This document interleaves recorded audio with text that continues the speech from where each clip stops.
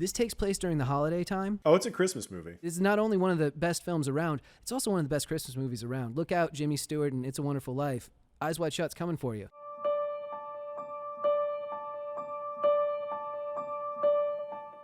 Hello, everybody, and welcome to the CineFix Top 100, the eerie piano solo accompanying our mostly naked trip through 100 of the greatest movies ever made. I'm Clint Gage, and joining me, as per usual, he knows all the passwords, even if there's not one for the house, Michael Calabro. Cal, how we doing, man? Good, dude. How you doing?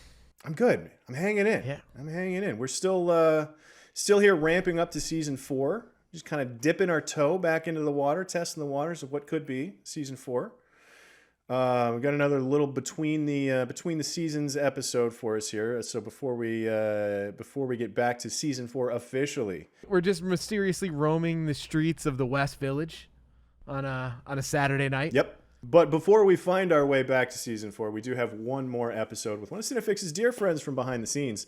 So joining us for the first time in front of the camera, he's our production manager by day and our senior masquerade correspondent by night, Tanner Smith. Tanner, welcome to the show, my friend.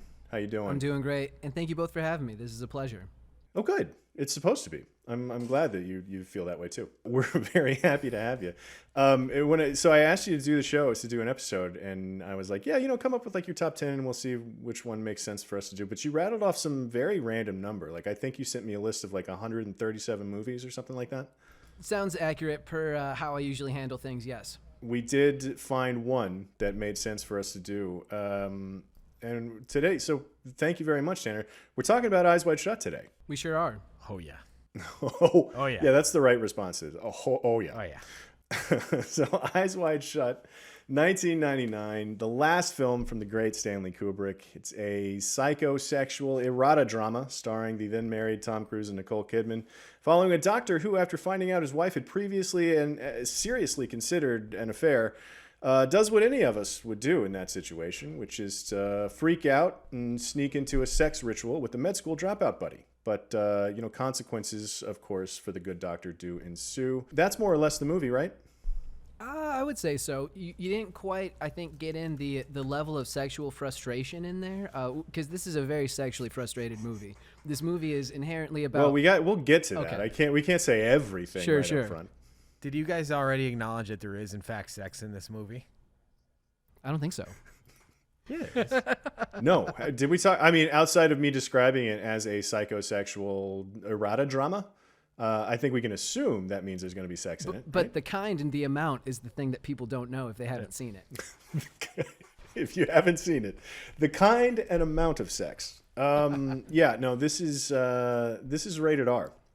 Thoroughly.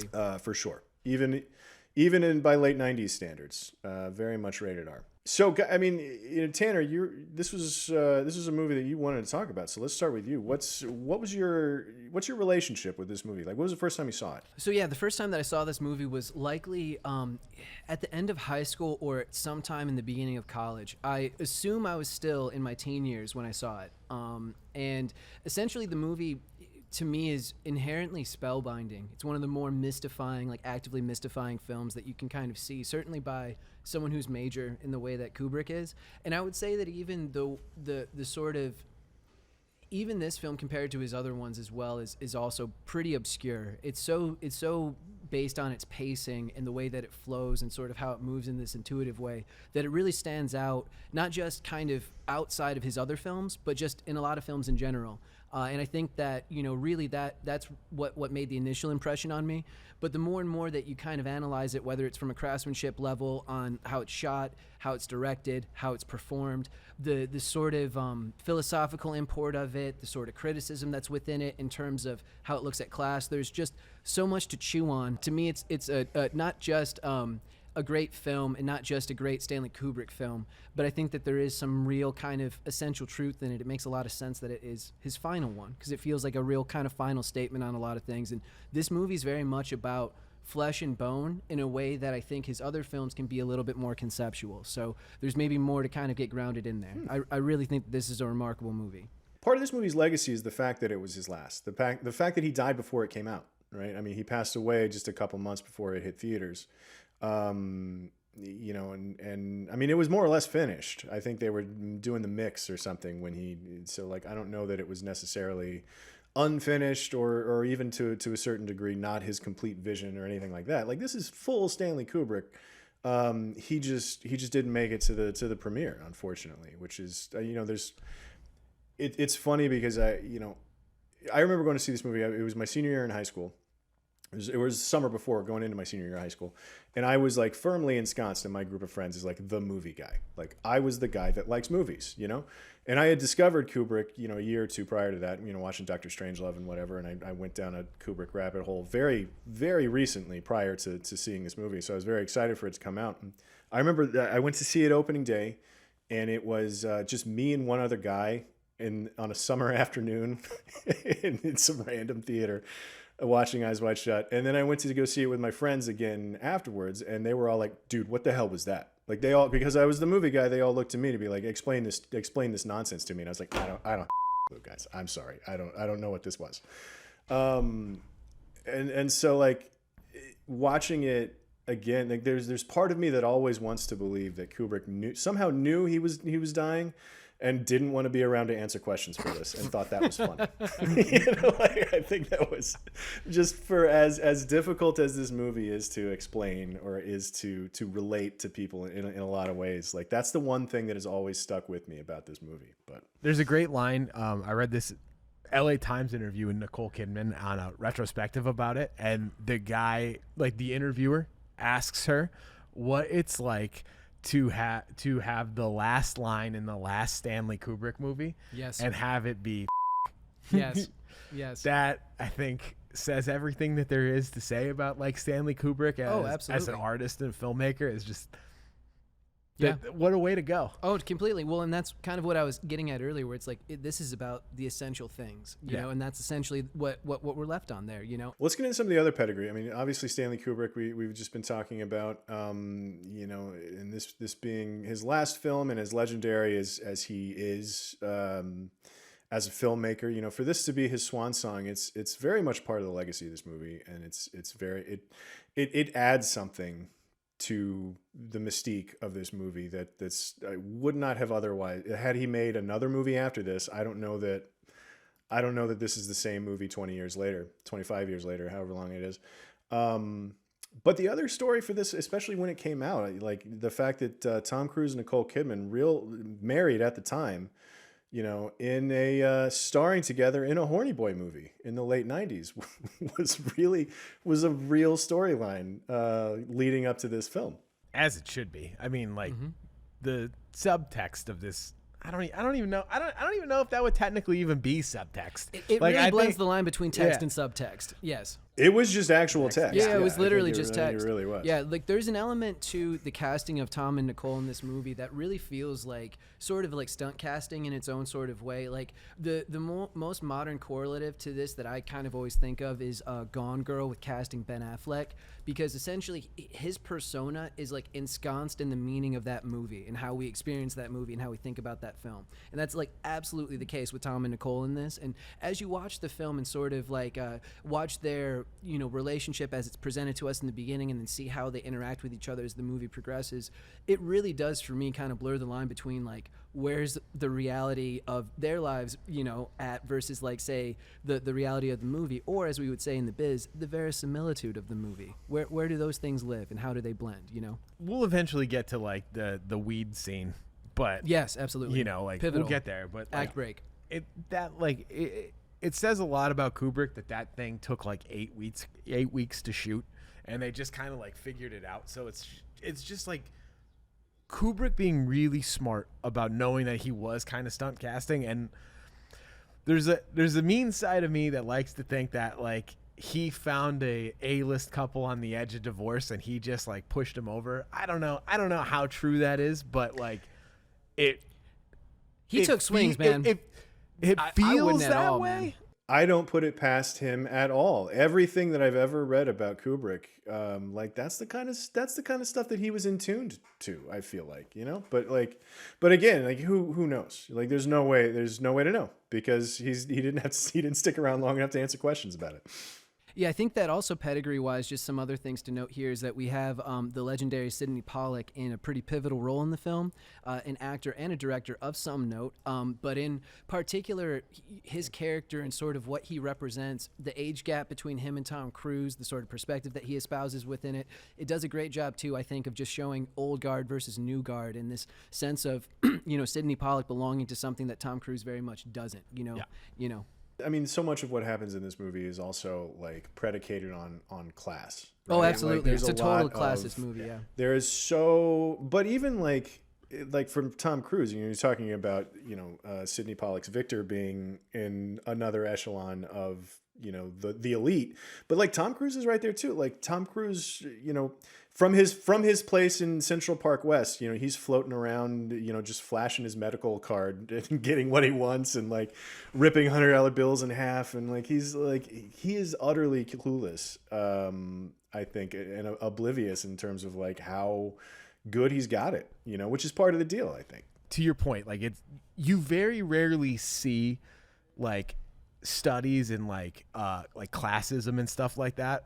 Obviously it's between like the rich and poor, but it's very like, this is like one of a few movies that's like, this is about like classist issues between the 1% and the 0.1%. Yeah, absolutely. Right? Because like Tom Cruise in no way can be considered average. And it's just like even this kid, right? I'm sure he's in his like early 30s here. Something like he may that. be a doctor for a couple of years, but like he's just a hardworking doctor who goes home and cracks a Bud Heavy at the end of the night. And that is just like miles below. Puts his feet up and says, "Nah, we'll wrap presents tomorrow." Like that is miles below Sidney Pollack, who like just has velvet chairs in his bathroom for prostitutes to OD on comfortably.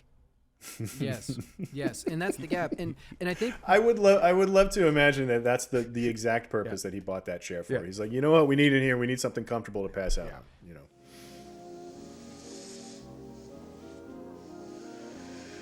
Well, that was really one hell of a scare you gave us, kiddo.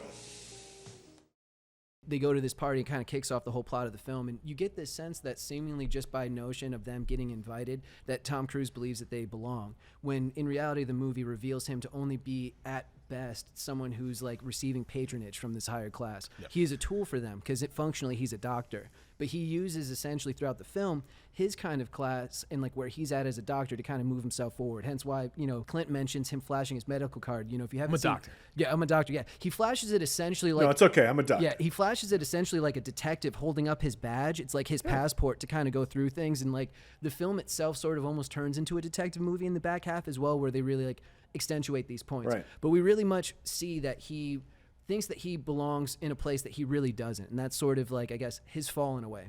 And there's so many different parts of this movie. I think if you could sum up one thing that the movie's about, in some ways, it's you know, it's disproving a lot of assumptions that Tom Cruise has. Mm-hmm.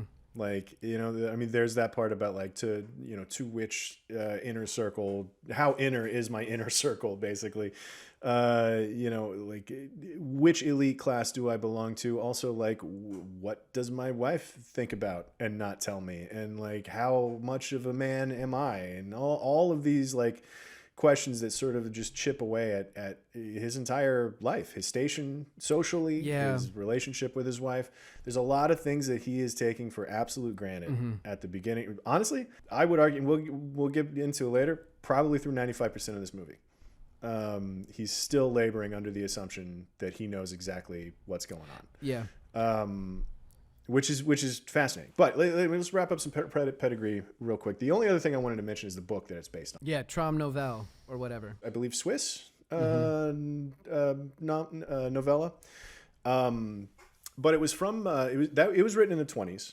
Kubrick bought the rights to it in the 60s and then didn't make it until the 90s. And what's fascinating about that, though, is like, you look at the sexual revolution that happened in the 20th century between 1926 and 1999, obviously the two very different times. But for Kubrick to then buy the rights to the book right smack in the middle of that run also, But the idea that as far as Kubrick is concerned, it seems like the sexual dynamics and infidelity and all of that never really changed in the 20th century, because the movie follows the book pretty much to a T. There's a few things. Obviously, the setting is different because it's modern day New York instead of 1920s Vienna. But he's a doctor in the book. There's no Victor's not in the book. But outside of that, beat for beat, it's all up there on screen. It's interesting as a study of Kubrick as a filmmaker to look at what he saw in that book that he kept with him to make a relevant statement on modern relationships in 1990 from a book that was written in the 20s. Well, and that's what also speaks to just the timelessness of just the subject matter itself. I truly think that this might be one of his most timeless movies in a sense. And I would even say that it's an indirect sequel to 2001. When we talk about the weed scene, I can explain why. But I really do think that this film is about fun. I can't wait to see that. No, it's truly about fundamental stuff, and I think that that's what you're talking about, Clint. Whereas this sort of thing, the dichotomy that this explores and how this explores desire so deeply, it is a timeless thing. It's inherent to us as people, I think. Because I look at this as more of a follow-up to Lolita. On a technical level, on a craftsmanship level. But I don't think in terms of its meaning. I would disagree with that. I would agree. Oh, okay. Well, we'll find a place during Brilliant Moments to slip both of those conversations. We sure will. Let's talk about Brilliant Moments.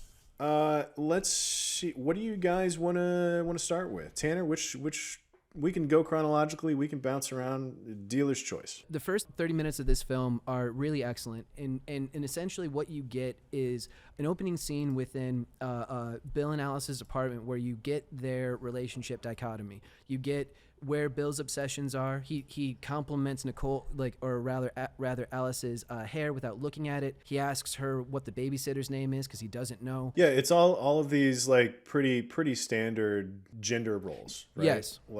It's a husband that doesn't know where his wallet is, can't remember the babysitter's name, and then meanwhile the wife is treated as sort of an object, because literally the first thing that we see on screen is Nicole Kidman dropping her dress. Yes. Absolutely. Yep. So, the film's inherently about those kind of old style, I would say, dichotomous roles for sure. He's oblivious to the world around him. Completely. Yeah. And really kind of self-composed, or self-obsessed in that way.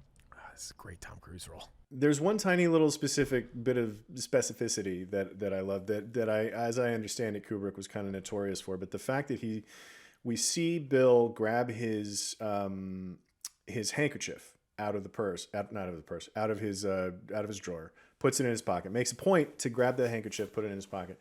And then later, when he's talking to the models at the party, you talk about it being a cause and effect movie. One of the things that she says was, "Oh, you were so nice to me one time. You lent me your handkerchief." Yep.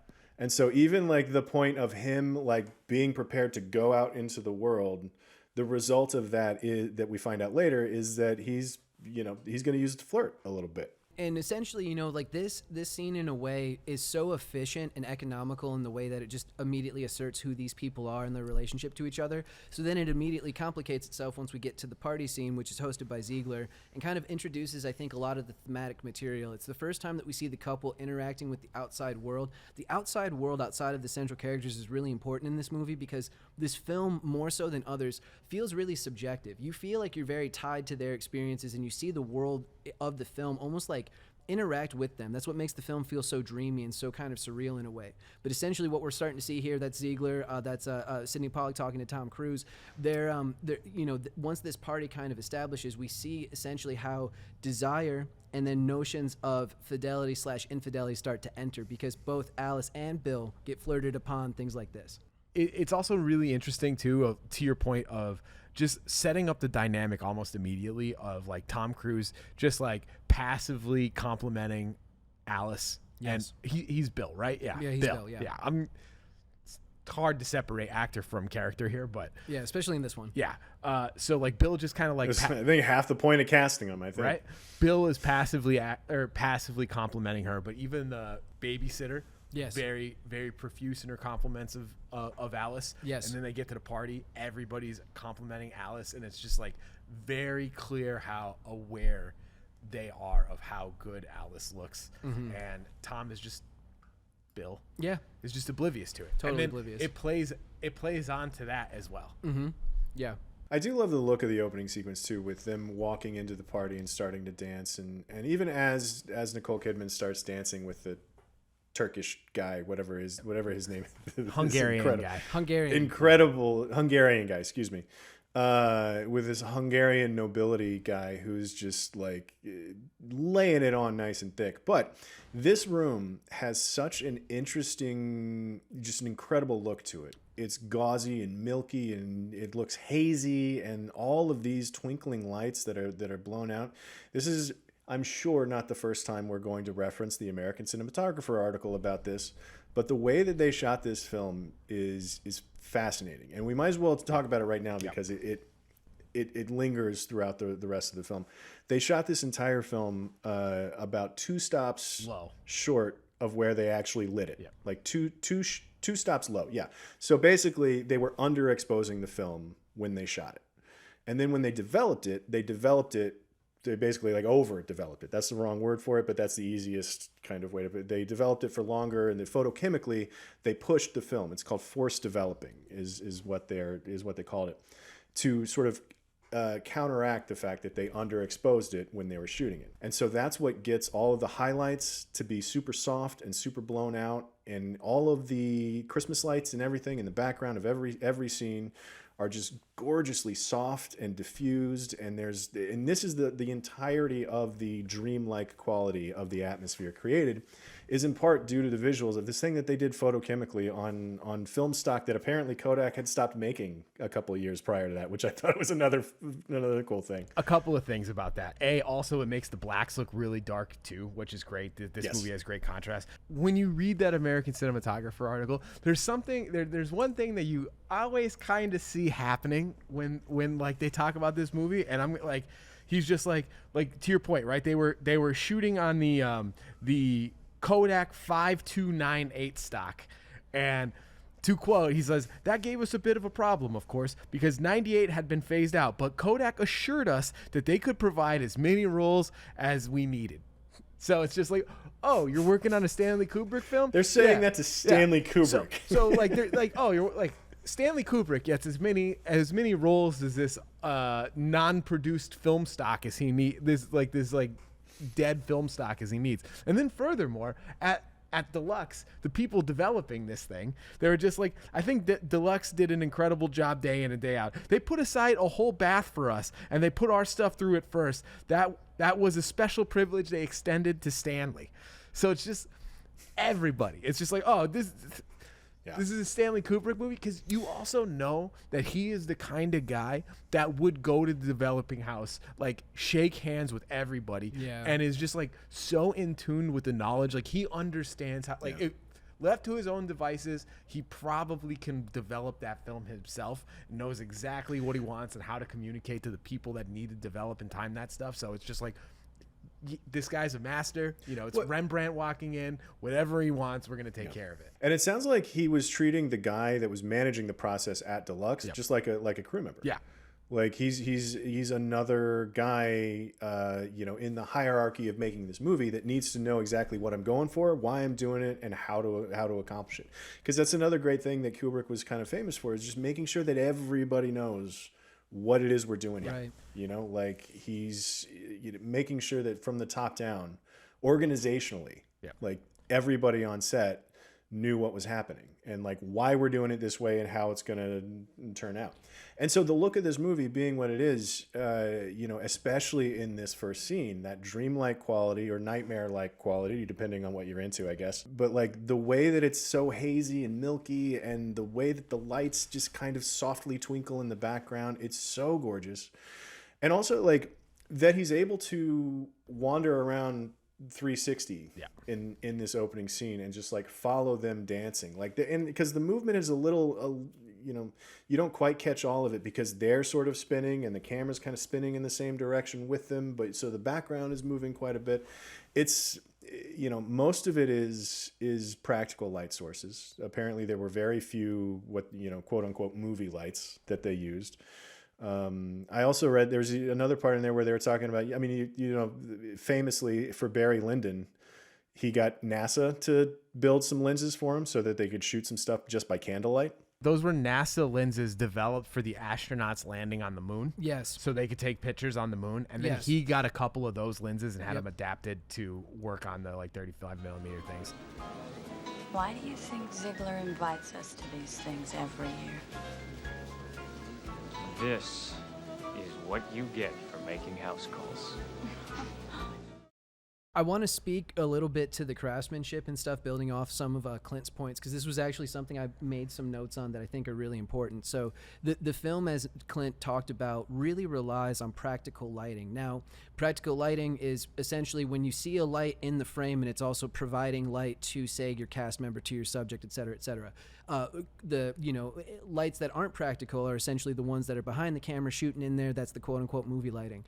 As you watch this film, there's a real sense of characters inhabiting the spaces that they're in, whether we're at this party, whether we're somewhere later in a mansion or an apartment or whatever it might be. There's always this sense that you're within kind of the room with these characters. And a lot of that does have to do with like the lighting and the exposure, because this is essentially what it would look like to you when you're in a semi-darkened room and then you see all these bright lights. But the other thing that's also really interesting that you'll see, there's moments in this film where the characters will turn on the lights for themselves, or they will also stop the music that's playing, so it plays with our sense of what's non-diegetic or what's diegetic.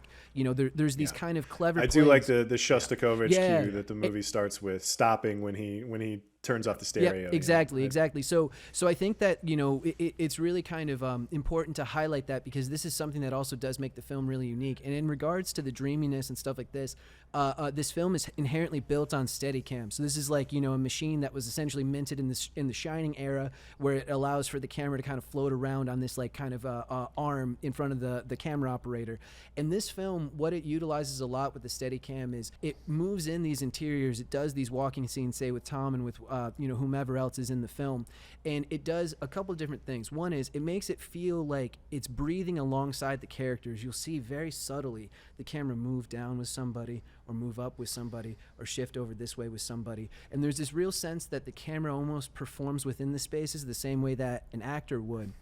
But then also what's really intriguing about it too is because the camera movement as well as the character blocking, it's so slow and it's so almost procedural that it feels kind of theatrical and out of time. This is also what makes it feel so dreamy. It kind of gives it echoes of like last year at Marienbad for all my new wave fans. Like there's this sort of kind of ghostliness to it, and it's really why this film is such, again, a marvel. It's the confluence of all these things. It's the stuff Clint was just talking about with the film exposure. It's the stuff we're talking about with the lighting. It's the stuff we're talking about with the acting. It's the stuff we're talking about with like the camera direction itself. This is really like top tier stuff, like truly worthy of study. Well, and I think that's why you can have the conversation of saying like, well, I think this is a spiritual sequel to 2001. No, it's not. It's Lolita, because like this movie is like, it's pure Kubrick. Yes. Like it's all of it, because like you're talking about Steadicams popping up in The Shining and everything. Like there's that eerie sort of floatiness that there's a presence here that we're taking a part of, that we're getting sort of cued into, that is it's very eerie, it's very weird. He's and it's the same with just more or less all of his movies. Like there's always something that's like, from a technically proficient standpoint, like really elicits an emotion. But he does it from such an arm's length, and he does it so clinically that it stands out in a way that very few other filmmakers are able to do. Absolutely. Two things about this. First thing about the camera work, especially like in those scenes, in that scene in particular, it like kind of like lives in two shots, which traditionally aren't the most like dynamic shots. Sure. Right? It's just like two people like facing each other talking. He does a lot of that in this, and this is a film where we've just spent like last 15 minutes talking about all the technical expertise that went into this and all the thinking. And I think to a more layman, this is the exact thing of like that old school thinking of like cinematography and editing, that it should be invisible. Right. Because it does feel invisible, but it is so like but when you dig just below the surface, like you can see it all. And like the one 100%. thing I wanted to talk about, the way, just like to emphasize, just like how hard Stanley Kubrick goes. Yeah, 100%. We're talking about how they shot this film 2 stops low to to develop it 2 stops brighter so it gets this look, right? That technique kind of exists, so like you can cheat and get like 1 extra or 2 extra takes in when like the sun is going down on your like golden hour shoot. It's like we'll just shoot it low, we'll overexpose it, just like we need 1 more take, right? Like this is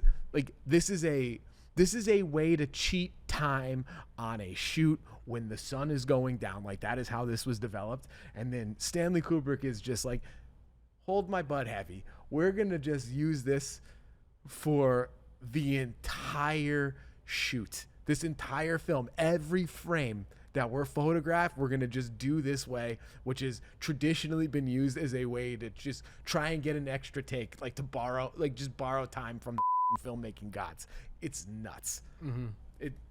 Master of it. That's what people mean when they're like, this is a master of their craft. Yeah, absolutely. The Norman Mailer talked about how the definition of an artist is the person that's obsessed with the texture, with like what the thing is, what it feels like, as we experience it. And that's really, I think, something that you get inherently within this film, for sure.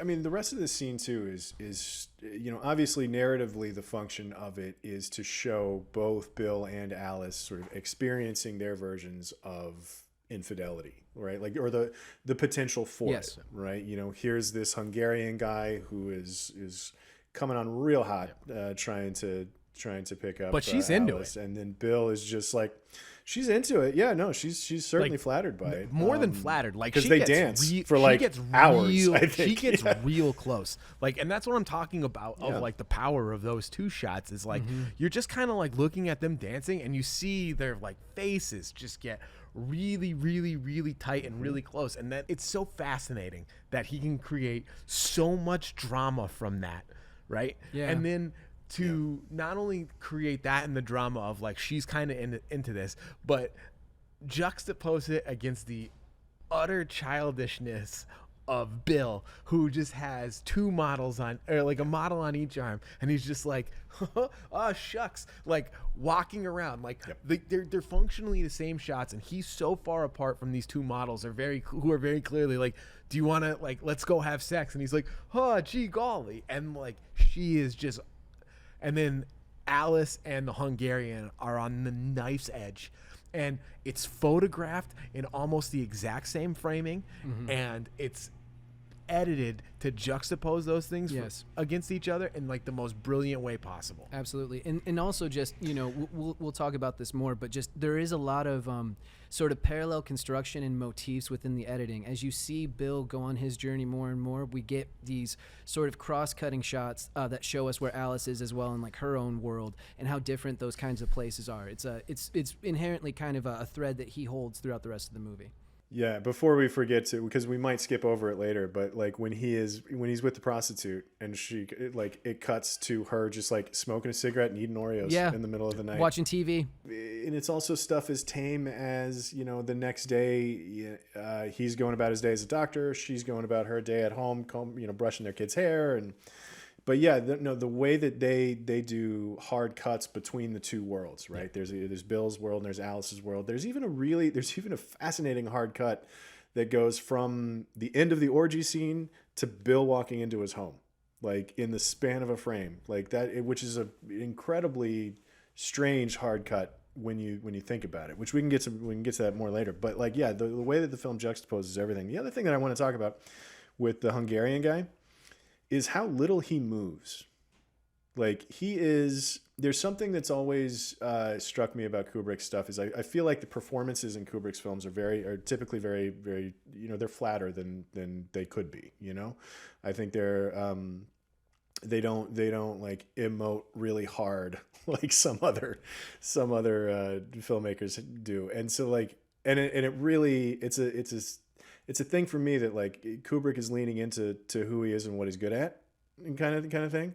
Where this Hungarian guy, though, is a perfect example of that really working, because he does so little in the scene. Like he's just kind of standing there leaning, and then like, but then Nicole Kidman opposite him is like doing so much work, and she's swaying back and forth, and her physicality as she sort of steps up and she's sort of towing the line of considering sleeping with this guy. upstairs in a statue in a sculpture garden or something like that. It's interesting. He's just sort of slowly just kind of. But look at how like the noses, just the noses are right in the center of the frame, and it's just like it's just so tight, and it's just like you just like watch them get closer and pull apart and get closer and pull apart, and then like we just saw, and then it just cuts to Tom Cruise just like shaking a model's hand. Completely at a distance and totally aloof, and like they're so far from shaking hands. Yes, completely. No, I want to respond to Clint's point about the I can't remember the Hungarian man's character. He's the Hungarian at this point. The point that I think Clint makes is interesting, not just on a performative level, but in terms of what it connotes, because it essentially does this thing where it anchors the Hungarian character as essentially like the person that's in power, and we see Nicole circle around him. So there's this implicit commentary about the arrangement of this, as we see it. He's the one that's sweeping her and kind of turning her and sort of, in a sense, augmenting how she's behaving.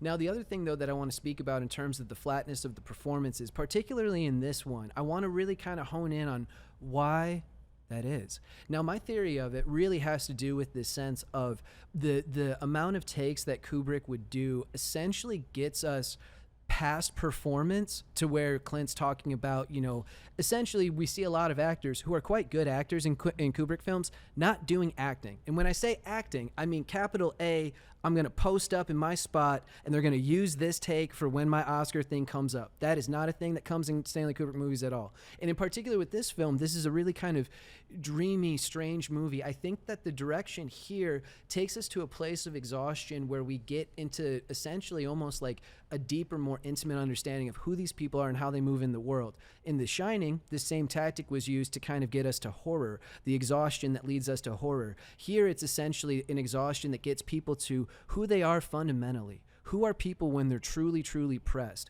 Who are people when they're trying their best through things? And to me, the dichotomy that you really see within this scene, and which ends up getting really more profoundly expressed in the weed scene, which we'll talk about shortly, is how Tom Cruise almost feels so, Bill feels so false here. The reason why he feels so false here is because he's trying really hard, and he's kind of a goober, and you can kind of just tell he's not the most charming guy, but he's trying so hard and wants to be.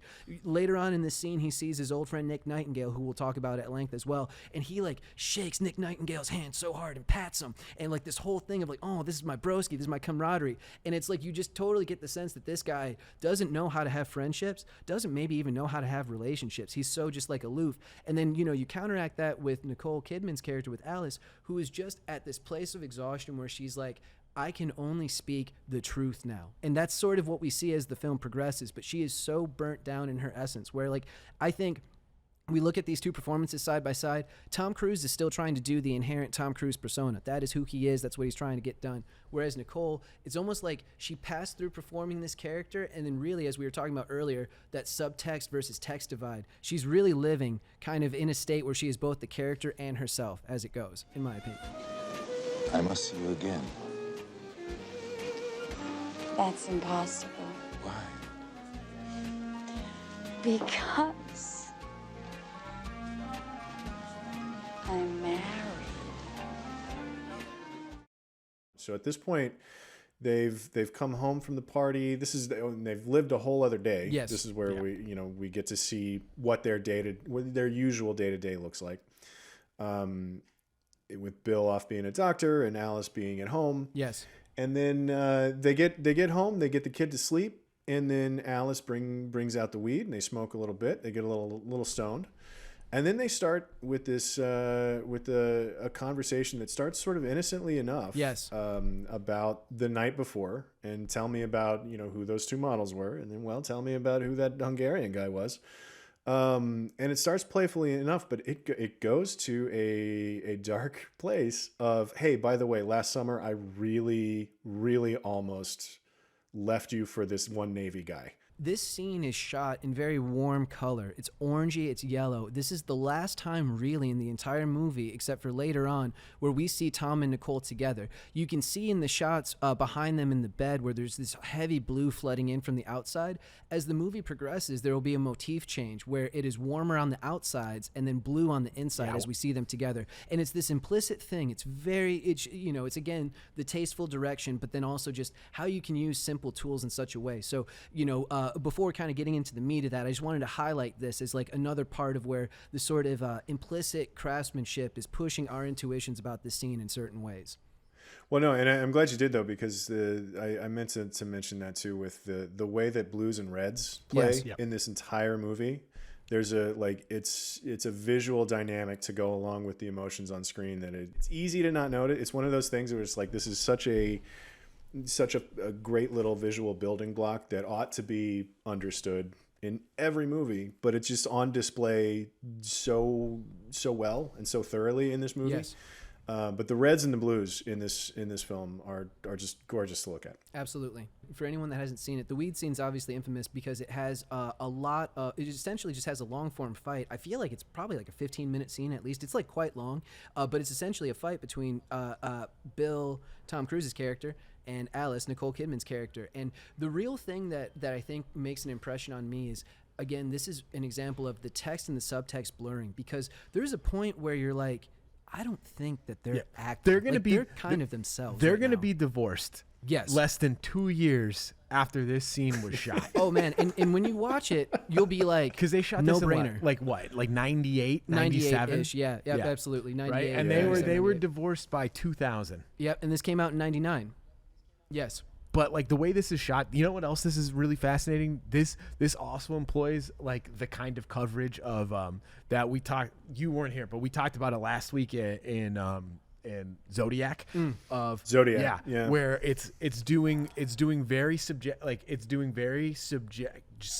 shots. Yeah. Or objective shots. Like it's the side shot, like the profile shot of Nicole Kidman, or a 3/4 shot. But when she just like delivers like the "I love you," but it's kind of out of pity, it is just a head-on shot of Tom Cruise. And the perspective and subjectivity difference between those kind of shots is just, again, masterwork. That's where the scene really, really kicks into gear for me, really becomes something special. Is there's a moment where, what does he say? She says, "Oh, you're just so sure of yourself." And he says, "No, I'm sure of you." And she starts laughing. Yes. And two things happen. Number one, it's this big manic burst of energy that we haven't really seen from anybody in the movie yet. But she starts laughing, and then she kind of collapses on the floor, and the camera follows her, but it's a really jittery handheld camera all of a sudden it's the only spot in the entire movie where there's something that goes like this, And so she kind of collapses into this moment where she then leans up against the wall under the window. And that's the moment too where these angles that you're talking about, Cal, really come into play, because all of a sudden she's in profile. Yeah. Yes. And I think there's a line where she says, I wrote it down. There's a line where she says, "I could hardly move." Yeah. And she says it and that's the first time we get the profile shot. And she says it while she's leaning towards him. Like she's like, it's like Viper Strike kind of movement toward, like she's trying to hurt him is kind of what the shot reads as. Yeah. But then the rest of the scene is done in profile with her. Yep. So she's in profile, and then it's full frontal on Tom Cruise in all of the ways, because he's mostly naked. But we're looking straight at Tom Cruise, but we're off to the side of Nicole Kidman, of Alice. And so the rest of this scene then becomes the scene is not about Alice unloading something that she's been burdened by. Like this scene is about something landing on Bill. Yes. Right. Yep. Which is what the rest of the movie becomes about Bill's inability to deal with that. And so just choosing to shoot Alice in profile while she's like confessing this thing that happened last year, we're shooting her in profile. But him, we get to look straight in the eyes. Yep.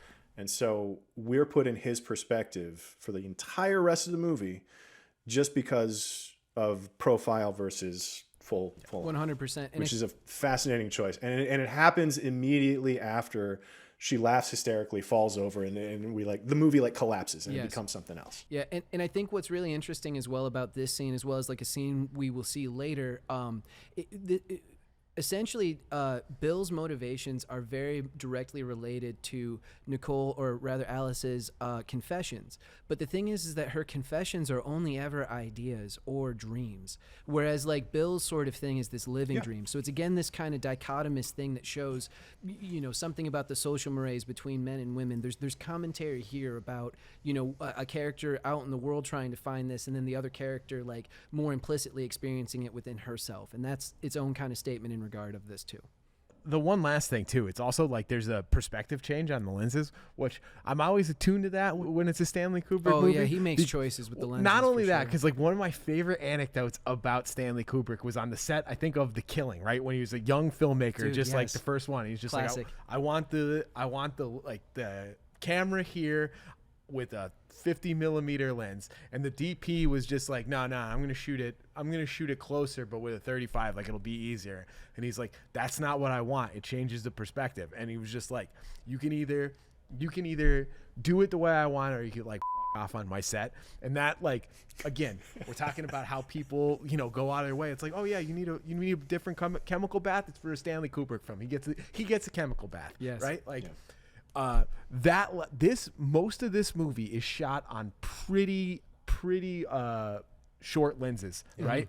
But that 18s from what I frames. read. a lot of wide them. frames. But that one shot at the end of that scene, when it goes to Tom Cruise, is on a long lens. It is, the and depth.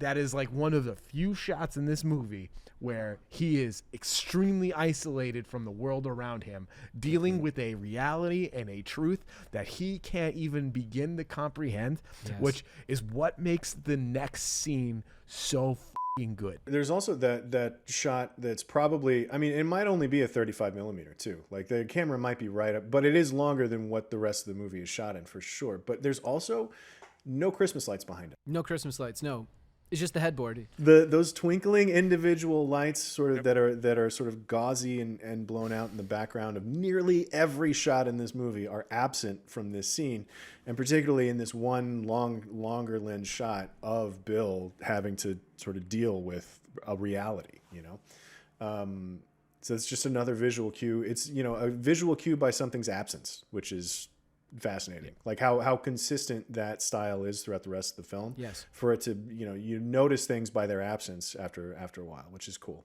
It's literally just incredible. It's a really good movie. guys. Turns out the guy knew what he was doing. Yeah. Who'da thunk? Director of 2001: A Space Odyssey makes a good movie. And I thought if he wanted me, even if it was only for one night,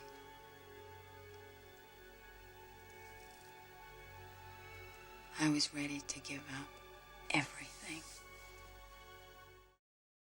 So moving on from the weed scene, the next stop, he gets a phone call. He's got to go see one of his patients is dead, so he's got to go make a one last house call on this with this guy.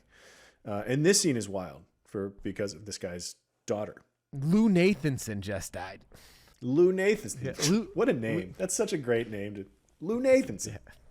Lou Nathanson is definitely not part of the 0.1%.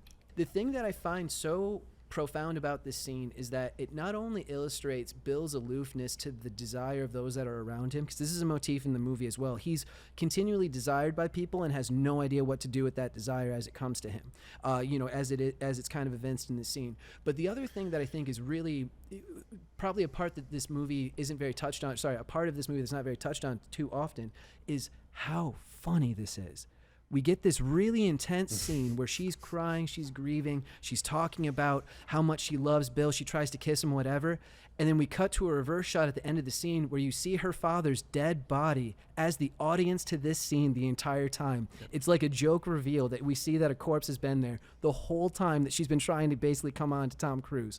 And like the film has this sense of I would say darker kind of gallows, almost like kind of absurdist humor that kind of comes throughout. This is a Kubrick thing. He does have these kind of kitschy choices with humor, not even in his outward comedies like Dr. Strangelove. Like there's kind of funny things in all his movies, but this one in particular is very kind of clever and implicit. And I think if you really, as you see it, especially if you're watching it for the first time, if you kind of move on the vibe of the movie and get with the pacing, you will find yourself laughing at certain parts of it. It is like a legitimately funny movie. The other best part about this, right, is like he just left this like real heavy conversation with his wife, who bears her soul, about talking about how she just saw a naval officer for a fraction of a second and was willing to walk away from the rest of her life for that, for an encounter.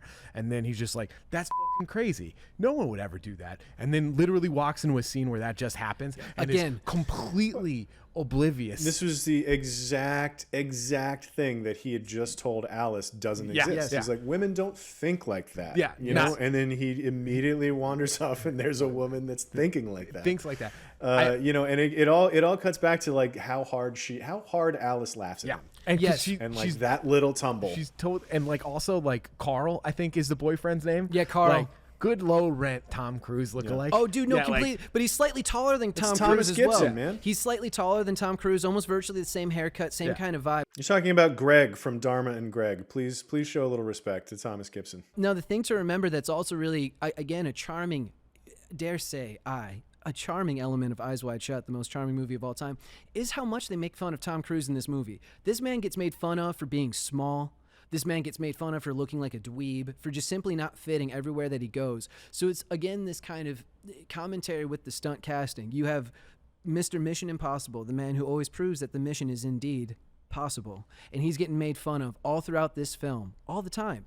It's just good. Stanley Kubrick was sitting there on his deathbed being like, I made a good one, guys, and chuckled to himself as he dislodged from this mortal coil. It's a beautiful thing. I like that Stanley Kubrick sat on his deathbed. Yes, he wasn't laying down. He wasn't laying down.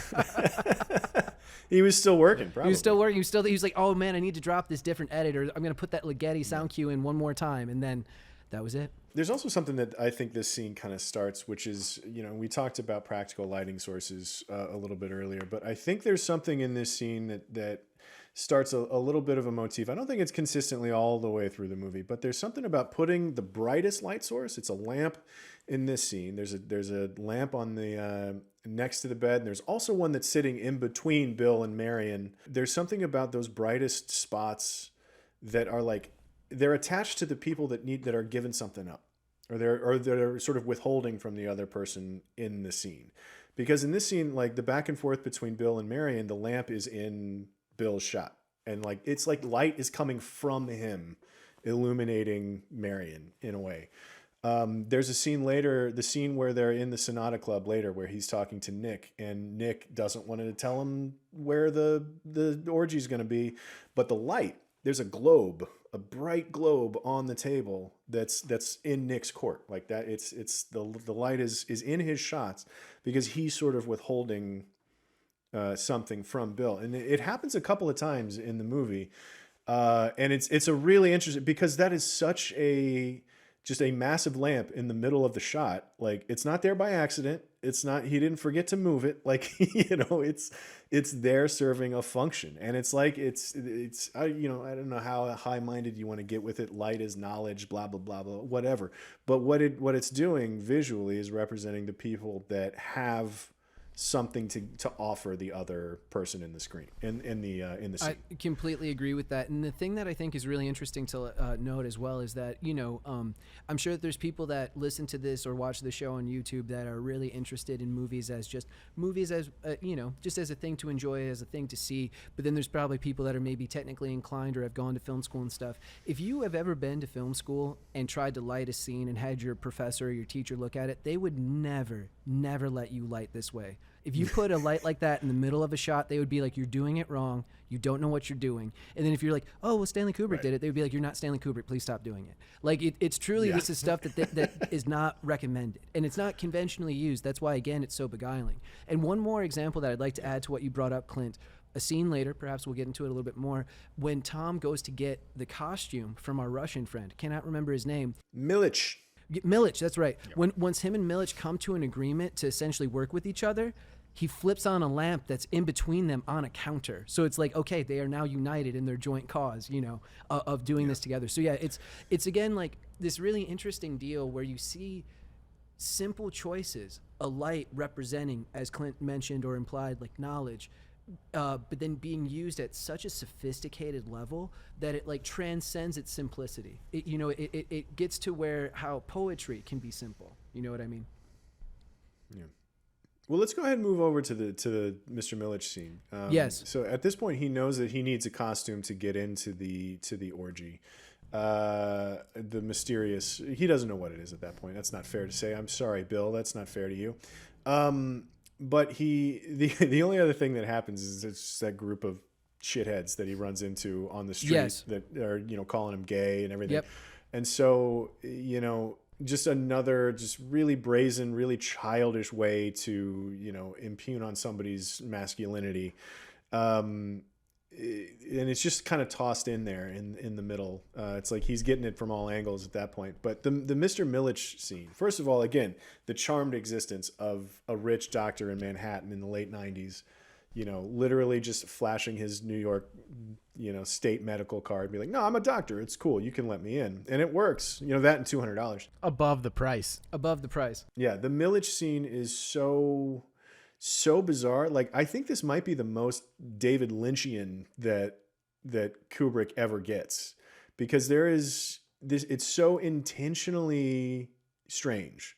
Like, at this point, he's diving into this weird nightmare world, and he's going all the way in, and his first stop is, like, he's made the decision, like, I'm going to tag along with Nick. I'm all in on this, like, my revenge tour or whatever it is that's going on in his head with, like, my wife just told me she thought about being unfaithful, so now I have to go do it for real kind of nonsense. And his first stop is going through this door into the back room of this very strange costume shot. Very, very strange. And it's so intentionally bizarre, I feel like. And it's got nothing to do narratively with anything else. The stuff that happens he's beginning to tangent in a way that, obviously because it becomes relevant to his journey emotionally and all that stuff, but like the fact that now we're off on this side quest to get a costume and we run into this, his daughter has these two men in drag, like it's so strange. This is where the movie takes a turn to be completely bonkers. Well, and I want to note a couple things with what we're talking about in regards to this scene. First, just if you haven't seen the film, essentially Tom Cruise runs into this guy, Nick Nightingale, who's a pianist, that he runs into a party, and he goes subsequently to see a show that Nick Nightingale plays. Nick Nightingale tells him in that scene where he has the globe on the table that Clint was referring to earlier, that he plays at this masquerade, and he's always blindfolded, but then he says that he sees these crazy things at this masquerade, and essentially Tom is like, I want in. Help me get into this masquerade. And then Nick Nightingale is like, you can't get in those clothes. You need to have a tux, a cloak, and then a mask. So this is what motivates Tom to go and see Milich, essentially. Yeah. But the thing where I would say that I do not agree fully that this is just a Lynchian tangent inherently is because we enter in a different place of social mores within this movie. It's the first time that we really actually see the evidence of how sex works in this film in a societal way, especially outside of the bounds of Alice and Bill's relationship. This is a real kind of turning moment, as Clint isolated on, where essentially I would call this kind of a big act break or a big plot point break, but I would argue that what this opens up to is the corrupted world that Tom is starting to enter, or rather Bill is starting to enter. And You're going to end up seeing more and more of essentially what's here in essence getting expressed more and more. Whether it's the power dynamic, the way that people are being exploited. And then we're going to end up seeing a rejoinder to this scene with Milich later on in the film, which we can discuss, that kind of closes the loop and really clarifies kind of what the meaning of this scene is in the context of the film.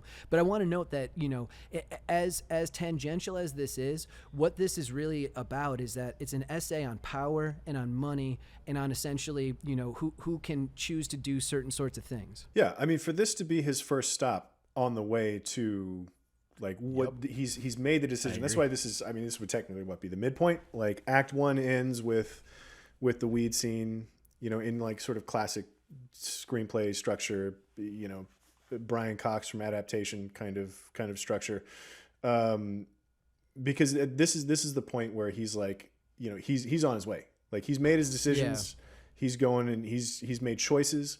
And for this to be his first stop is so wild to me. I mean, the fact that, it absolutely does all of those things that you say. Like we even she whispers something to him that we never hear. And this is more of him sort of being introduced to the idea of himself as a sexual being outside of his marriage also, because like just getting that little whisper from, a girl who's just, but it's just so visually, you're talking about how funny this movie is. This is a funny scene.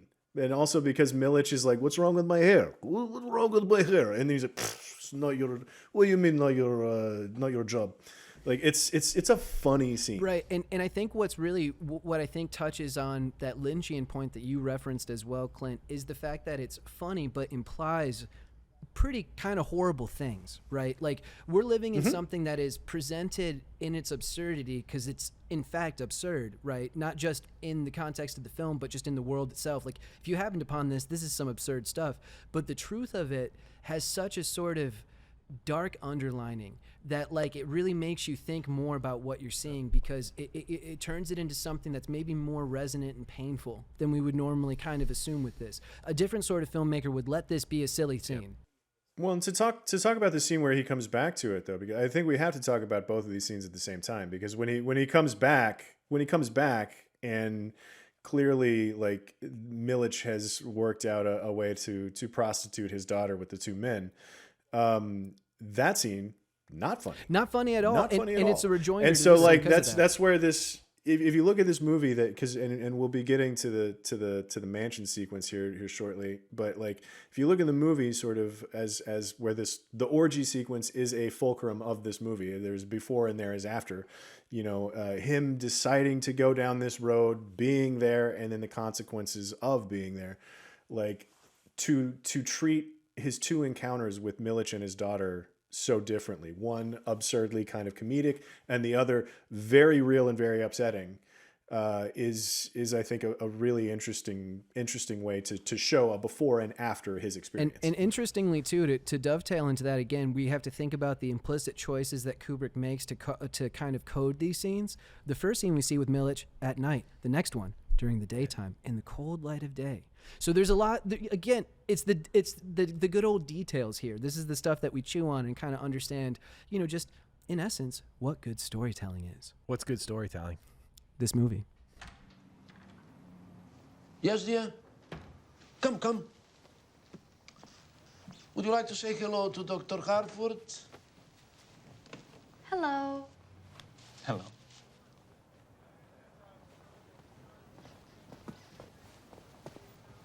Thank you, Mr. Milic. I'll call you soon. Bye-bye. Goodbye, gentlemen. Merry Christmas and Happy New Year. And you too?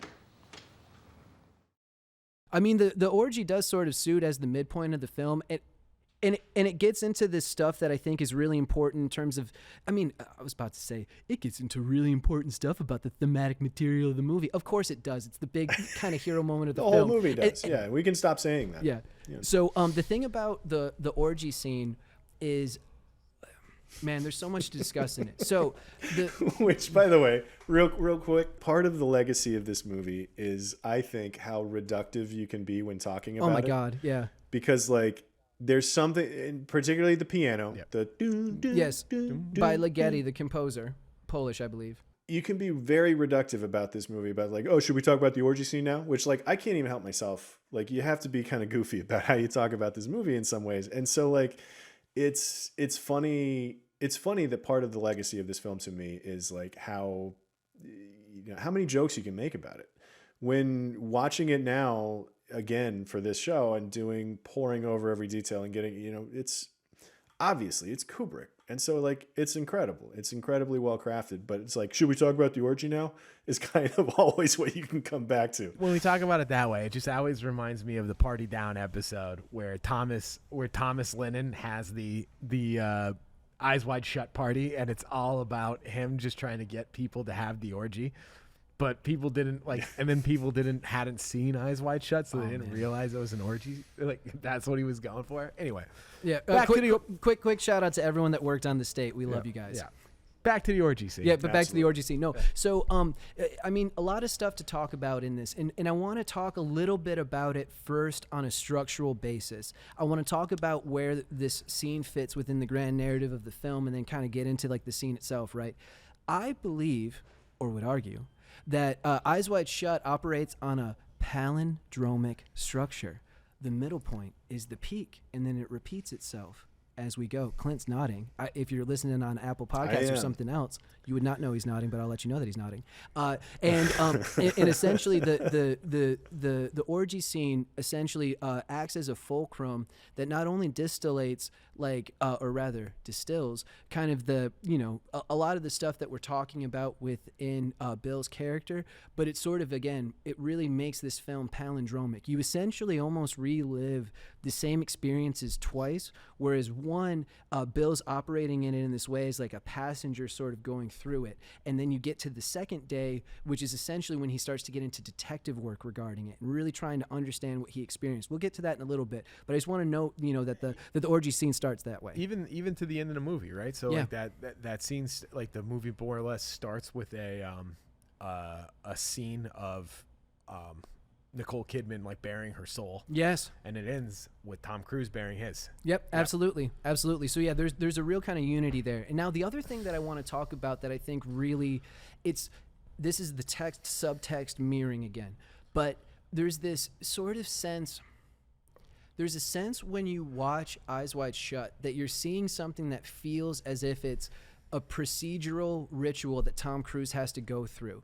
And then that sense of ritual is actually written into the text of this orgy scene. We're talking everyone is in cloaks and masks, and there's almost kind of a religious order quality to it where people are in a circle, people are using different instruments and different things to kind of essentially bless or give certain sorts of airs to what's going on here. One thing that I really like about the when he walks into it is that sort of religious rite kind of thing that he's walking into, but it's the smoke. It's the incense burning that does two things for me.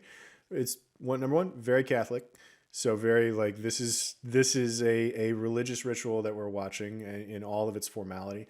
The other thing that it does for me, that it really did for me this time, is when we're talking about everything photochemically that they did to the look of this film to give it that hazy sort of quality, particularly in the beginning. Walking in, and the first thing we see is distributing smoke and haze and all of that through this ritual. Like this scene becomes the source of the look of the rest of this film, both before and after, to me, because like here's the source of that smoke, of that haze that we saw in the opening sequence, of that sort of dreamy, sort of gauzy quality to the imagery that we've been dealing with this entire time, and that he's been, it feels like we're getting to the bottom of something. It feels like we're finding, like Bill is finding the source of a lot of what's troubling him is sort of what it feels like. Just the fact that we've got that smoke, the incense sort of dangling around and letting off all of this smoke through this scene, which is a thing that occurred to me this time when I was watching it. And I was like, I don't know if that means anything or not. Maybe they did. Maybe that was exactly why they did it. Maybe I'm just reading way too much into it, but that was the vibe that I got. But I also don't think that you're wrong, though, at all in kind of what you're implying there, because we also need to align it with Bill's characterization. This is kind of the only thing that we still see Bill do that he seemingly wants to do. He has a beautiful wife and a daughter, could not be less interested in them in his day-to-day life. He's a doctor and seems to only really care about the fact that he's a doctor for the fact that he's a doctor versus like actually trying to heal people.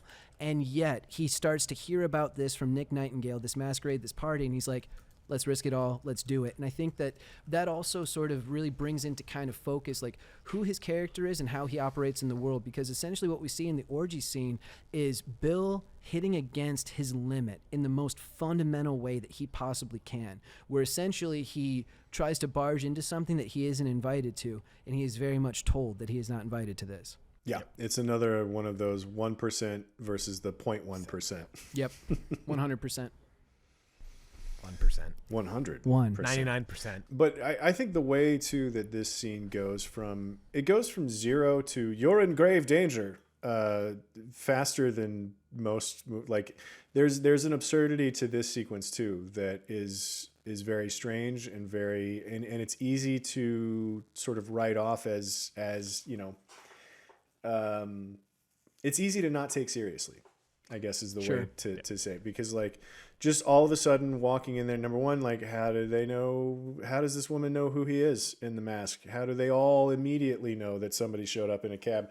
And then like, you're in grave danger just out of nowhere. You don't belong here. And it happens so fast. And that's, again, it's one of those like, yeah, he doesn't belong here because I guess these people are telepathic in some ways, but also that doesn't matter. That's, if we're worried about that, we're worried about the wrong thing with this sequence, The other element that I would describe within this scene as well is that there's a real sense that you're processionally a part of something. This is like as close to like a church service or a ritual as you will feel while you're watching a movie, because there's not really kind of a sense of things getting spared. Just in general, this movie has a very, very real-time element. There's not a lot of like kind of jumping across scenes, not a lot of like, oh, hey, we're going to hear one line of dialogue, then jump to something else. Like you're really, again, like as we were talking about earlier, living within these scenes. And essentially, as Bill goes through this mansion, it's essentially, there's an orgy happening at this mansion, an implication of hundreds and hundreds of people in dozens and dozens of rooms, having sex with each other, a bunch of people sometimes watching, some other people having sex next to each other, stuff like this. And there's this sort of, I would say, a dour mystery to it that really kind of, you just understand that you've entered in just a different place, a different kind of state of being than you were before. So that's also where this kind of gets to a ritualistic or shamanic quality. That's what makes this movie feel like you're watching something that is akin to a myth, despite the sort of social mores that we're watching and the people that we're seeing in it. That's what allows for the movie to feel kind of so timeless in a way, because it feels ancient in the way that like almost like the beginning of 2001 A Space Odyssey, the way it talks about like the growth of man or the evolution of man or whatever, in the same way that this is elementally and essentially about that 2001 is essentially about that. I think that this is again a sequel to it and how it's a continuation of it. This is now just about how men and women essentially interact with each other and how they procreate, which is how the people themselves continue. So this is him again kind of going that deeply within I guess like the mystery of this. So there's a lot to kind of chew on, certainly a lot to look at as well, if you're one of those people. But yeah, I think that this that the scene as a whole, it has a beguiling and almost like horrific quality as it progresses. You're right, Clint. It does go 0 to you're in complete danger, but it does so in a way, again, as a fulcrum point. We very much understand that the tone of the movie from this point on is going to change. The orgy sequence itself is it hints at this sort of ancient ritual because there are masks and costumes, and this is clearly a group that is subscribing to some sort of ritual or cult or whatever you want to call it. So yeah, there is some eeriness to all of that, just because it's just the tip of the iceberg. There's no telling how far it all goes back, and I am ready to redeem him and all of that stuff is just like it's very intentionally vague, right? To just sort of hint at like, here is a society of people that have their own rules and you've stumbled in here and you don't belong. But again, the idea of this sequence as sort of the midpoint of the movie and everything that happens afterwards and being palindromic. And one thing that we did skip over was his visit with Domino. Yes, earlier in the film, we missed Domino, which we can talk about it in reference today, because we talked about Milich's daughter and how the second half of that is treated. So he sort of revisits all of his stops along the way to his decision-making process to go through to pressure Nick into letting him tag along. And one of those stops is he was fully going to be with a prostitute. Her name was Domino. She invited him in as he was wandering around, and they almost go through with it. But then he gets a phone call from Alice, and he can't go through with it. He's very nice to her, gives her, pays her for her time anyway. But then he comes back afterwards to sort of track her down again, because he can't let go. The way that he can't let go of the idea of maybe his wife thought about having sex with another man. And he gets so determined to like get like a pound of flesh, as it were, about it. Which is truly bizarre. But one of the sequences, he goes back to find Domino again, but then meets her roommate, who then tells him that she's got HIV. Yes. Which Domino had HIV to begin with, which is and that scene where he goes back to her house and is talking to Sally, that's when he's at his slimiest too. Yeah, 100%. He's ready to go. He's ready to go. He's ready to act on it 100%. When he goes to visit Domino the first time and goes into her apartment, he remarks that it's cozy multiple times, with the notion being clearly that he's like living in a giant Central Park West like penthouse, and then she like lives on like a ground floor kind of crappy apartment. So there's this thing where you see how he does exist again in that the 1% versus the 0.1%, but then this is the 99%. Exactly, yeah. So he's with Domino, part of the 99, and then shortly later the orgy scene kind of counteracts against it. But I think that there's also one shot in particular that I want to highlight in the first Domino sequence, which is basically this 2-shot in profile, essentially, of her moving to kiss him. So he's on like the left side of frame and she's on like the right side of frame, and she just moved towards him to kiss him, then moves away. And it's this very clear kind of metaphor for where he's at within his stasis. And this situation is totally undermined by how he acts later. Yep, that's the shot itself, where she's the one moving all across to get to him because he doesn't want to make the movement himself. But then post-orgy scene, he has a different kind of desperation and almost a different kind of need to fulfill this. And that's when he hears the news about Domino being HIV positive, which not only, alters how he feels, but it basically keeps her roommate from probably having sex with him, despite the fact that she's clearly desirous of him. It's weird. His whole journey post orgy is because he also goes back to try and find Nick, and then that's when he runs into Alan Cumming, who plays first of all, there's a waitress that works next door to where Nick was playing, that she's either really flirting with Tom Cruise or she had a thing going on with Nick, which is kind of hard to tell. But then he runs into Alan Cumming, who is clearly flirting with Tom Cruise, and then he goes back to the Milich's to return the costume. And then he's offered Milich's daughter, and Lily Sobieski, who plays Milich's daughter, like, she's smiling about it. And like all of these little signposts of where his masculinity is, as in like how his insecurities are playing out leading up to the orgy, they're all played back again, to your point about it being palindromic, on the way back, and including the I'm just gonna big swinging dick Dr. Bill show up at Domino's place and we're gonna do this. He's got some macaroons. He's ready to go. Yeah. He's not even picky about which roommate it is. We're gonna do this right now. Here we go. And then we even get a little hint at necrophilia. When he goes and finds the dead body of I believe, is it Amanda, the velvet chair Yep. woman from the beginning. I'm gonna redeem him at the party or at the orgy, and then now she's dead. And the way that he just slowly leans in to kiss her or something, I don't. It's the death of his journey. In a lot of, and him sort of not wanting to come to terms with that, which is why I said earlier, I feel like 90% of this movie, he hasn't learned a thing. Like, he doesn't until the very end. I think that that's totally right. And one thing I want to highlight as well within the Alan Cumming scene, one, great cameo by Alan Cumming. He knocks it out of the park. Two, it's one of the funnier scenes in the whole movie. It's very elementally funny. He nails it. But there's this whole thing where you get the sense that like the world really moves on without Bill. Like he at the beginning of the film has this really inflated sense of self and like what his importance is and how he ties to the world, and like you very much get the diminishment of that, which is what Clint was referencing in terms of like how his masculinity is challenged in all these circumstances. And yeah, the Alan Cumming cameo is it's really interesting because it does two things. One is that it's funny and it shows how in this way, like, although Bill is very kind of laser bent trying to figure out the mystery with him, there's still people that also want to very much essentially get with him, because Alan Cumming's kind of flirting with him the entire time that this scene's that going didn't on. go away. No, it's still very much there where he's like desired. He's still Tom Cruise. Yeah, he's still Tom Cruise. But then the thing is that Alan Cumming is describing, Nick Nightingale, who we understand as Bill's friend, that Nick Nightingale was clearly under duress. He was maybe beaten and then pulled away from this hotel by two big guys. Yeah, he came in. Big guys. Came in, Like it was like 30 minutes. He's like, he got in at 4:30 and he was out by 5. Yes. So yes. it's like, pack some bags. He tried to slip them an envelope. They wouldn't let him take it. It's just like hired goons. Yep. You know, that's the kind of service you can only really get with hired goons. Oh, 100%. And that's also, I think, too, where the film becomes kind of an implicitly noir movie. He came in this morning about 4:30 a.m. with 2 men. Big guys.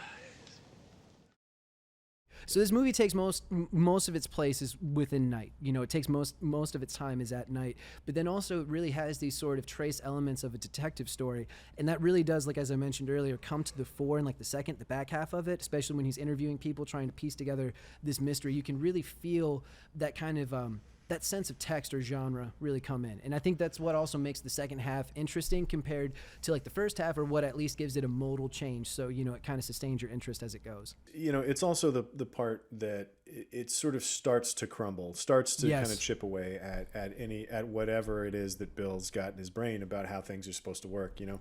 And that scene really, it really, the one, the nail in the coffin for that is his scene with Sidney Pollack around the pool table. Yes. It's another good scene for Sidney Pollack, who's just laying everything. It's like, listen, this big crazy thing you think exists, no, it didn't exist. Like, it's all just, we're just a bunch of rich people doing our thing, and then she OD'd, and that's it.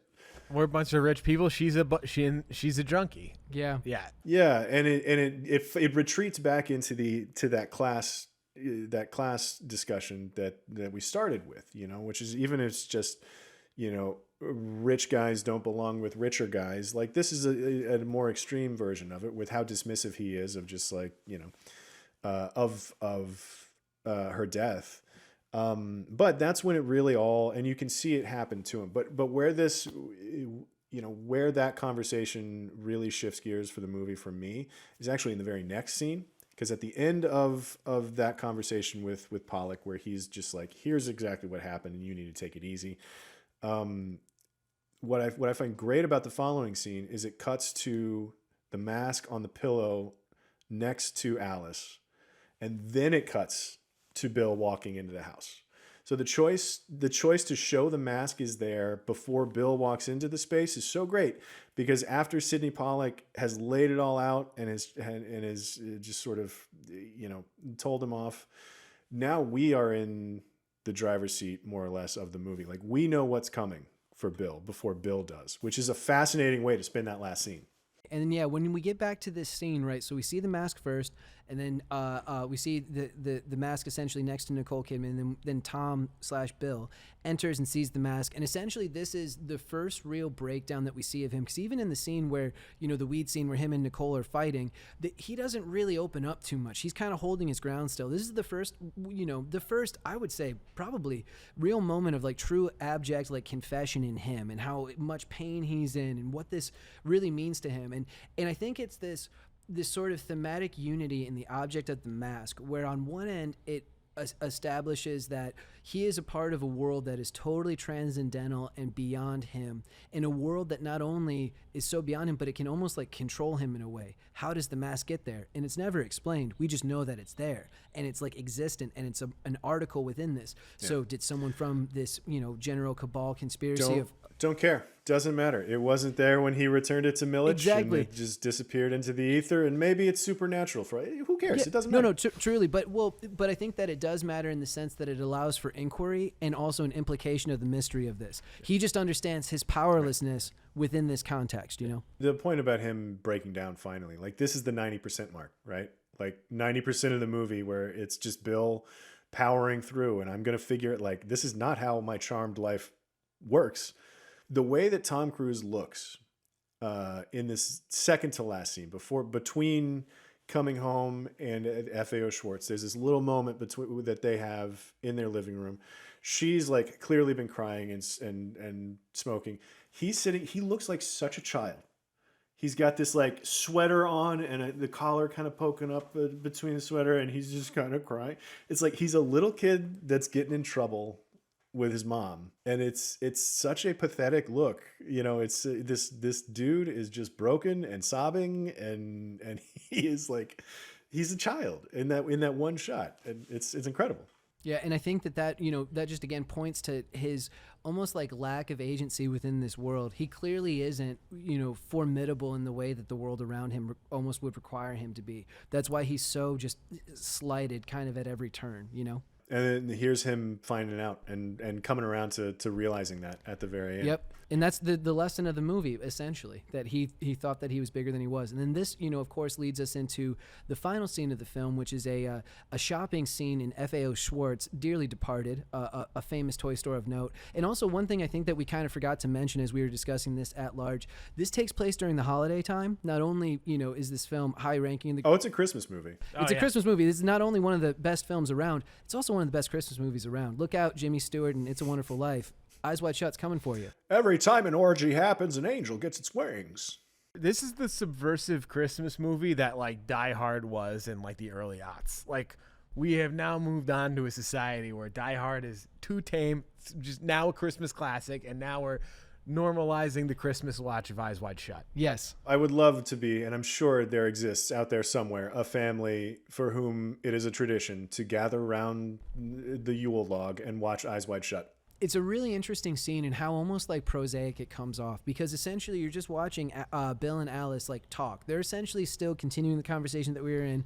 The air has been cleared. Confessions have been made, right?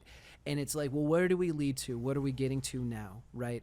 And they kind of dance around the topic. Where are we at? What does this mean? What does this behold for our future, and so forth? And this is where it gets us into like the final aforementioned line that Cal was talking about, where essentially, you know, they commit to each other as much as they can. Bill on his side is like, I love you. I want to be with you forever. And then Alice is like, yeah, no, forever. she hears it like you know, in like The Sandlot. Forever. Yes. She does not like it. She 100%. And she's like, no, can we please not say that? That doesn't feel good. It's not Lolita. It's not 2001. It's not. It's The Sandlot. Yeah, it's The Sandlot. Actually, it's a sequel I mean, to he Sandlot. is a Squints. Yeah. Forever. Yes. Squints is actually Squints is Little Bill. That's the prequel to Eyes Wide Shut. But no, ultimately they start talking, you know, kind of at the end here, you know, he gives his commitment to her. She's like, oh, I don't know about that. Like, the best that we can do maybe is like right now. And she ultimately says, you know, there's only one thing that the two of us really need to do.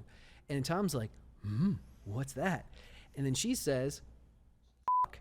Yep. And that's the end of the movie. That's the end of his career. That's the end of a career. Yes. That's the end of Stanley Kubrick. End of Stanley Kubrick. In a true Jean-Luc Godardian end of film, end of cinema way in Weekend, this is end of film, end of Kubrick's life. The last word. And in the context of, you know, sexual intercourse, we're not saying like, oh, she stubbed her toe and she's like, oh, like she's like saying like in the other way. And to me, that's really where it kind of brings us up. And this is sort of what I was saying earlier. You know, I believe that this is actually a sequel, thematically speaking, to 2001: A Space Odyssey, because that film's inherently about evolution, et cetera, et cetera, et cetera. Then earlier in the weed scene, you know, Bill tries to explain who men are and who women are to Alice, and Alice says, so you're going to say because millions of years of evolution, this, that, and the third is why we are the way that they are, but you're different from that because you're different from this evolution. It's very much to me like maybe a continuation of a different point that he's also exploring in another, you know, in other films, particularly 2001. That's about the evolution of man, the transcendence of man. But this is about the material of man, essentially what brings us together, what our fabric is, and who we are. That's my opinion. Cal, I don't know about you. Like, when I revisited this movie for the first time in quite a while to do some prep for this. I want to say it's at least college for me, and like I guess like what I'm trying to say is the last time I saw this movie is probably farther away from, like, I'm farther away from college when I watched this again than I was when I revisited it after like swiping my dad's like HBO recording of this when it was a horny boy movie. Because like this would have been right on the shelf, you know, right next to Boogie Nights. Yes. And just to totally continue to degrade this conversation from like Tanner's literary highs of discussion and bring it back To its essence as a horny boy movie. Bring it back to the dregs of a horny boy movie. Yes. Do you know what was in theaters? Do you want to know what the top 10 the week that this movie came out was? I'd love to know. Do you have any idea? It was July of '99. It's July. It's It's July of 1999. Are we about to see how deep the rabbit hole is going to go? Oh yeah. So Eyes Wide Shut displaced the previous week's #1 movie, which was The Matrix. No. American Pie. Whoa! Bless up to Stanley Kubrick, R.I.P. the King. Yeah. Yep. Oh, hot damn. I mean, listen, what a great time to be around for Yeah. movies about Horny boy, totally. two horny boy movies. bangers. Two And what- horny boy movies. That's a dub back to back. feature. We should host an office party double And- feature American Pie as well. And as a hilarious joke, Lake Placid was Wow. was movie 3. Wow. But let's talk about movie list.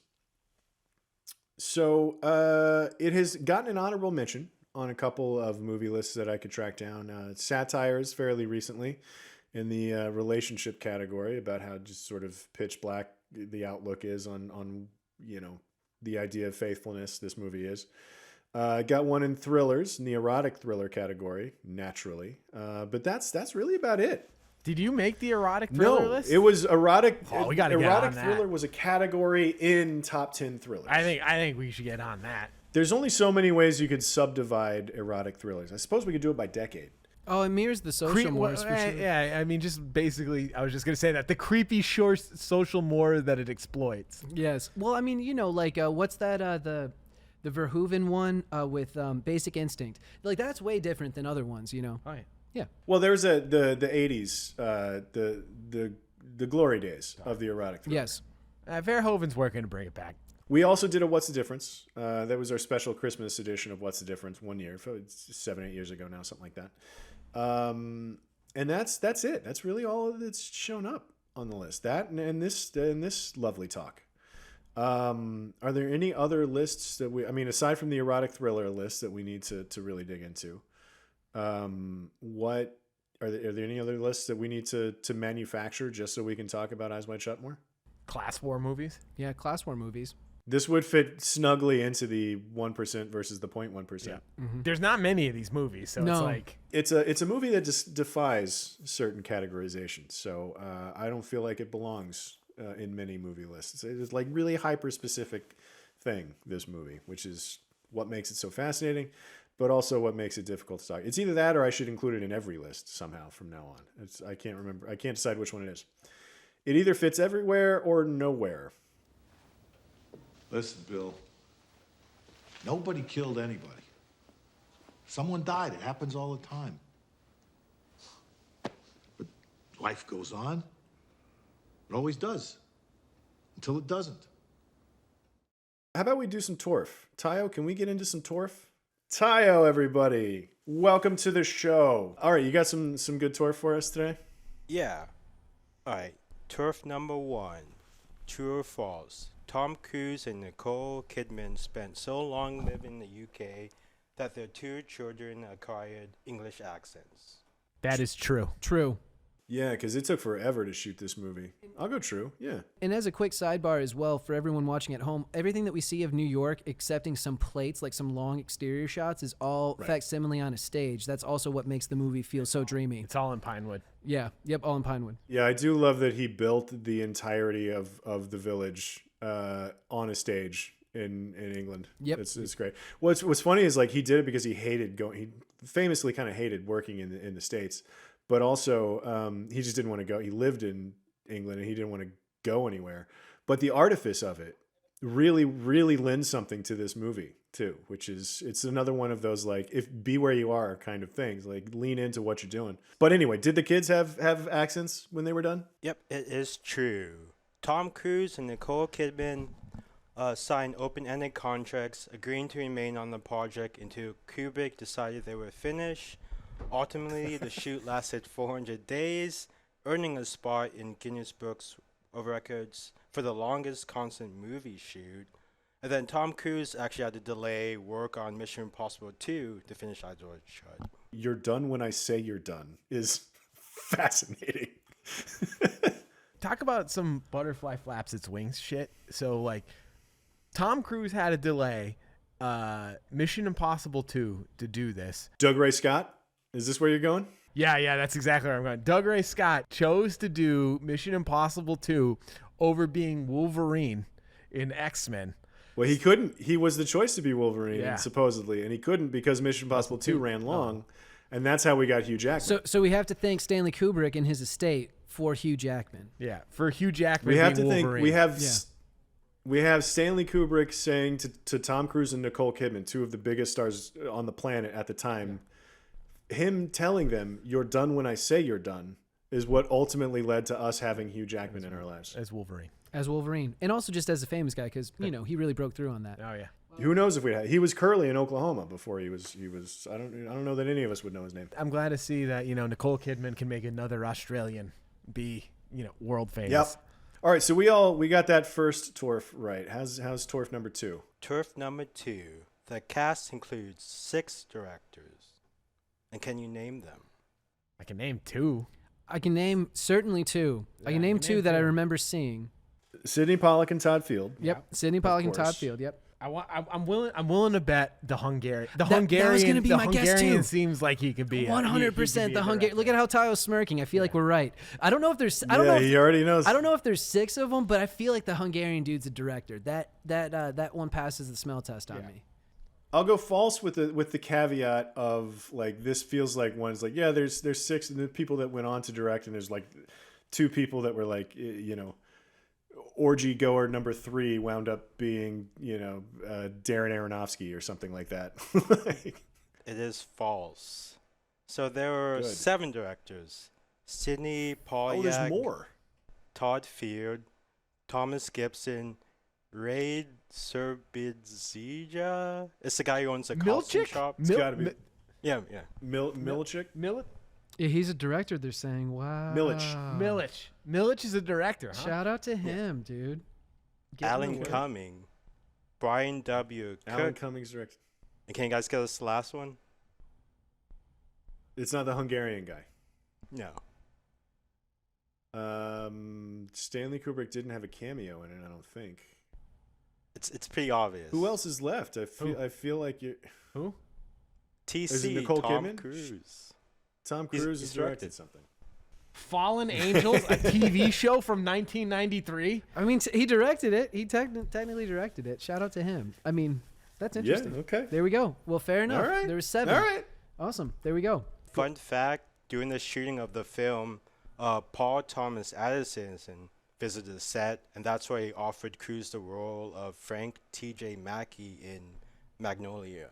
Magnolia. Oh, okay. Paul Thomas Anderson took the same approach of the lighting cameraman versus a DP on Phantom Thread. So essentially, there's no official DP, no cinematographer on Eyes Wide Shut. Stanley Kubrick DP'd this himself and then had essentially like a gaffer help him execute the craftsmanship of it. This is the same style that Paul Thomas Anderson used on Phantom Thread. Turf 3. Stanley Kubrick wanted to cast Alec Baldwin and Kim Basinger in the lead roles. Wow. Yeah, I would take that as a true. I would take that as a true. Every A-list couple in yeah. Hollywood was on the short list. yeah. For a handful of years too, I would imagine, because he was trying to make this movie for a little bit. Yeah. Through the 90s especially, but I'll say true on that. yeah, true. Yep, it is true.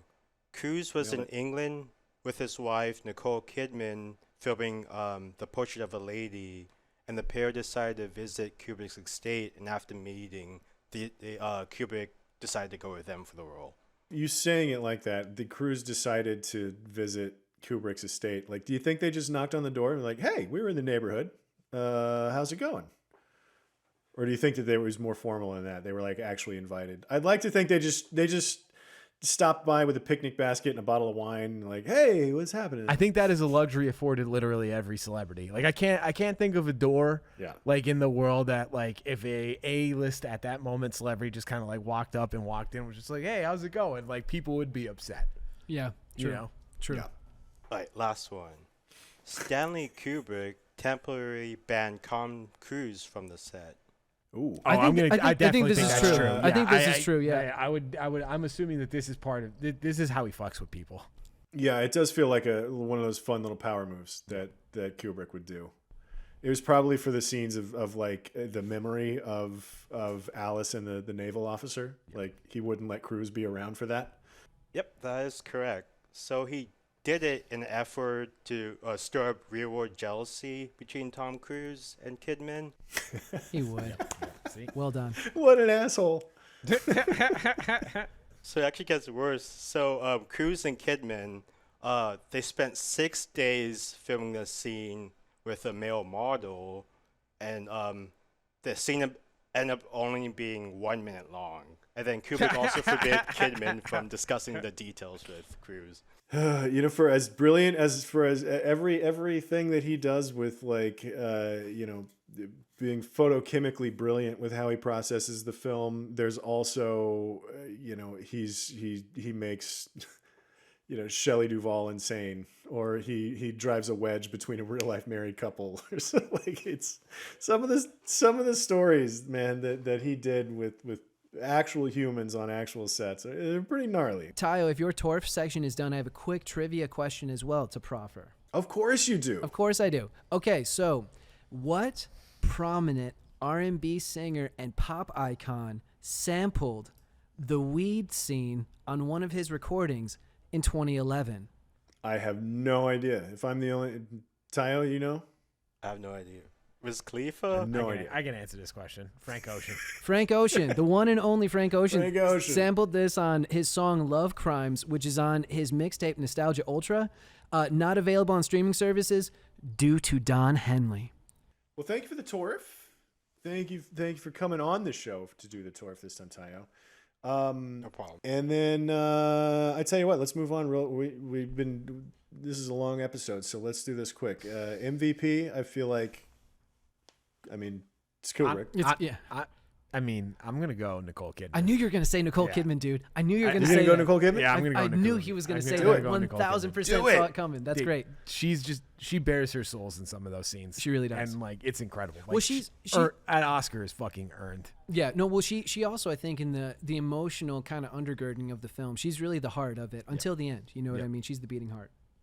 So I, too, would actually say this also MVP, Nicole Kidman. Yeah, and this is also creeped up as one of my favorite Tom Cruise performances. Oh, totally. Again, a reminder, this guy is a capital A actor. When he's done hanging off planes, Yeah. you know, he can... Yeah, he can act. He's incredible. Yeah. No, truly. I would give Kubrick Coach of the Year because they shot this 400 days, and then I would give Nicole Kidman MVP. Yeah, because this movie, as much of a master as Kubrick is, and no one's going to argue that, right? This movie lives and breathes on the performance of these actors. 100%. And those two in particular are 100%. just on another level. 100%. Yeah, it's one of those where I think it's like I would give the season MVP to Nicole Kidman, post-season MVP to Tom Cruise, Coach of the Year to Stanley Kubrick. That's my breakdown. I'll go there with you on Kidman. I don't really get much from Tom Cruise in this movie. But that's kind of the thing. Like I part of me thinks like Tom Cruise is that kind of idiot rube boob like that. Like I do. Like yeah, that's what yeah. I think Well, it's that's the thing. about. Like he's a hard it's character really- to get behind because for 90% of the movie, it's like, come on. But I think that's him being But him. that's the point of the movie. Yeah, No, yeah. But also, because I think like if they went with Basinger and Alec Baldwin. I think Alec Baldwin would have been too much like the Hungarian, and it too wouldn't have cool. worked. Yeah, he's too too big, cool. too tall, too. Yeah. Well, and the thing too with Tom Cruise as well is that I think also like his ineptitude with this whole thing is what makes him accessible to people as audience members, because even though this movie is very heightened in like the situations that it's in, its essence is just about sexual confusion. And who hasn't been there? Who hasn't been feeling a desire and like, man, this shit is me up? And that's, you know, that is the story of this film. The guy who jumped on a couch and ruined his career, Bro. Yeah. Bro, just a little bit after this. We could probably actually thank Kubrick for the couch jump as well. He probably wouldn't have done that unless he was as tilted as he was during Which the Eyes Wide means Shut that shoot. we could also, I think, by that butterfly flapping its wings comparison, like maybe we have Kubrick to thank for the Burj Khalifa sequence, because that was pretty much a reaction. He's like, I just got to get myself back on track here, so I'm going to do something insane on screen, and then, you know, maybe the entire back half of the Mission Impossible franchise is to do with Kubrick driving a wedge in his marriage. Actually, I heard that Stanley Kubrick was the one that told Tom Cruise to eat the placenta. Oh, Jesus. Okay. Well, with that, we have We have time just barely for one more segment before we find out where this movie ranks. Cal? Oh, who would Nicolas Cage play in this movie? I thought about this deeply. Yeah. Has to make it better. Yeah. So I would say he could play the Hungarian guy. He could play Ziegler, or he could play Nick Nightingale. Yeah, I think Nick Nightingale is the best move for him. That would be the one that would make that character a little bit more dynamic. That's like kind of my number one, but I could also see him as an older man, current day, playing the Pollock character. That could be kind of fun.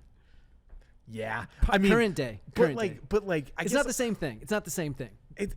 But it's not. But like, are we talking like a Herzog directed Nick Cage doing like the Pollock character? Because like that's a hard one. That's it's kind of yeah. No, but I think Pollock or Nick Nightingale are definitely the two, and Nightingale is where I would land. I think Nick Nightingale ultimately. It's got to be Nightingale. Yeah. Like I don't think there is another. Like Nightingale's a big enough role that it wouldn't feel like a cameo. Yes. It's and I think the movie actually gets better. And thematically, if anybody's getting anybody into an orgy, it's gonna be Nick Cage got me into the orgy. It's Nicolas Cage. Yeah, Nicolas Cage did. If we're talking about like the meta narrative of like watching this marriage crumble on screen, then adding somebody who legitimately would get somebody else into an orgy. Nicolas Cage is the only rational. I also choice. Just like thinking of like the Eyes Wide Shut moment where he's like listening to music and he's like, let's go, and then like that's how he like walks into the orgy. Yeah. Well, you know what could also though. What happens though if you get a prime era? We're talking like good acting adaptation era. Nick Cage as Bill. What happens there? Nah. Does it become something else? No, it needs a couple. You need the couple. Well, but like the real life couple to make the thing. You just can't replace him in that. Okay. Fair enough. No, I don't think like we just talked a lot, about those relationships. Yeah, it doesn't exist otherwise. That transcends a actor chemistry. That really does. No, it really does. Yeah. And no, I agree with you. Is there an envelope there? Where does this movie rank? I didn't have this movie on my list at all. I'm told Dan didn't have it either. Cal, did you have it on your list? I have 3 Kubricks on my list, and I know off camera there's a lot of discussion. Just so anybody listening about how people construct our lists and stuff like that, there is no written down rule, but we leave it to each their own to come up with how they are going to choose how many of one director or one filmmaker's films, whether they're actor, whatever, make it onto the list. I try very hard to spread it around. 3 is my max. I have 3 for a couple of directors, Kubrick being one of them, but I could not. This is like number 4 for me. Like this is like my number 4 favorite Kubrick movie, and thus doesn't make the all right. Did make the cut. Yeah, it didn't make the cut. Tanner, you said this was your number 1 way back, 3 hours ago when we started this, but the your list didn't count on the other ones. So what could possibly be in this envelope? Is there nothing in there? A 0. 0 representing the number of people that had it on their list. Yeah, this doesn't feel like an Alex-ass movie either, so like I can't imagine it was ever on our list anywhere. No, I don't think it was. You were our only chance to talk about Eyes Wide Shut, Tanner, so thank you for that. Well, what we should do, though, we need to thank Kubrick for it, because I wouldn't be here if it wasn't for him as well. So really, Kubrick gave us Hugh Jackman, also gave us me on this show. This is his 2 chief contributions to society. I would think so. Hugh Jackman as Wolverine and you on this one episode. Absolutely. That's it. I think he's smiling down on us right now. All right. So let's go crack some butt I hope heavies. so. Yes. After a hard day we'll of podcasting. We'll wrap those Christmas presents and then walk tomorrow. around just lonely, confused, and horny in some cityscape. Mm-hmm. We are in Los Angeles. And just this thing, love that. Love that. Well, that is going to do it for us. Tanner, again, thanks so much for being here on the show today. And thanks so much for all the work you do behind the scenes for us. Just mostly super glad you didn't have to suffer the same indignity that Cardi did on the last episode when it was just him and Dan that had the movie ranked. So at least you're not in awful Dan company. Sure. So congratulations for that. Thank you so much. It was a pleasure to be on. Yeah. And also thanks to everybody for listening to us ramble about an erotic thriller for a while. Thank you to the only producer with the New York State Medical Board card, Tayo Oyekin, co-owners of Rainbow Fashions, technical producers Amir Rakib and Ryan Franzen, and to Dan, who knew the password to CineFix, but not the password to this podcast. There is no one that will redeem him. He gets no thanks. But next time, we will be back with actual season 4 for real. Very excited to get back to a theme, back to some fun little mechanics that make us, kick movies on and off the list if the algorithm doesn't play nice. So it's going to be fun, and it is coming soon. So until then, stay safe, be good, and we'll see you next time.